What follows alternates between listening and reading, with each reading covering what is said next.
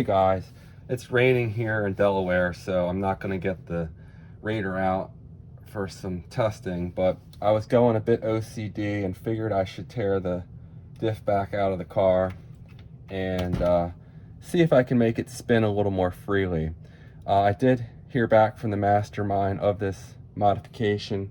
He likes to remain in the shadows, but at any rate, he did say that when he grinded it, it made it spin more freely. He said that his was binding pretty badly when he originally put it in. Mine wasn't binding too badly. However, I thought, you know what, maybe I should give it a shot and see if it's helpful or not. So I took my Dremel tool out. I started out with this attachment here, and there was a lip on this piece that I grinded off. Although after I did it, I don't think it was necessary, because the hole here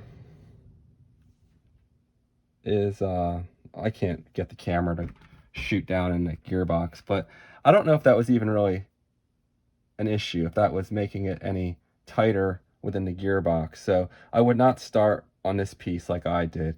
I wanted to start with this because it looked like the easiest one to grind, and I was trying to make sure I didn't get any shavings down in where the axles would go, or what do we call them, the splines. I don't know any of my technical terms. And I didn't want to go too deep because you can see, maybe you can see, in there are the actual ridges that the splines, the joints, whatever they are, grip onto. So I don't want to take too much material away. So I did that, and I also then started to grind away a bit on here, but the same thing, I think where it actually seats is a little further out, like on the edge here. So when I initially ground it flat using this, it didn't make much difference. Again, I went flat like this. So then I tried a different Dremel tool attachment. This one here, it's a little smaller. And what I did is I came in at an angle like this, and just kind of went around the best I could, not taking more material away from the center, but focusing more on the edge.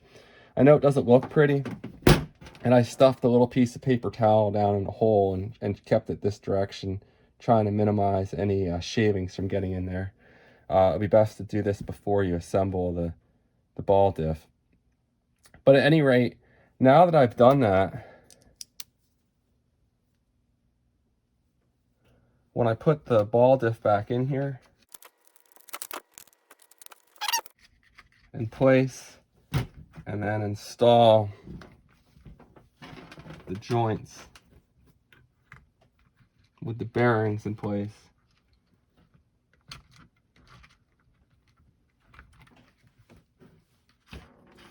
it's spinning on the bearings, so there's really no friction anymore. So I suppose that was worthwhile. But yeah, just be careful. Try not to remove too much material. And I do feel better about it. I just wish I would not have started on that piece of the ball diff there that comes off, the pressure plate here that comes off, because I'm not sure that that helped at all. Maybe it did. I'm not entirely sure.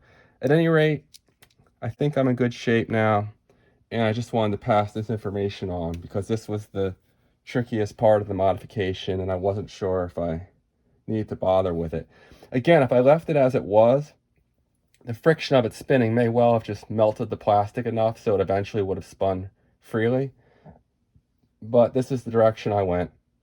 So I'm going to go ahead and clean this gear off and reassemble, and tomorrow looks dry, so hopefully I'll get the car out and test it out for you guys. Take care, guys.